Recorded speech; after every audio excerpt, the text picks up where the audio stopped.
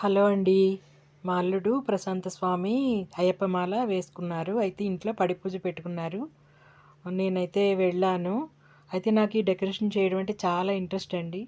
అందుకని నేను డెకరేషన్ చేశాను. ఇదంతా కూడా మా అమ్మ అయితే దీపాలవి అన్నీ సర్దింది. నాకు హెల్ప్ చేసింది. మీకు అందరికీ నచ్చుతుందని అనుకుంటున్నాను. ఈ వీడియో అంతా చూడండి.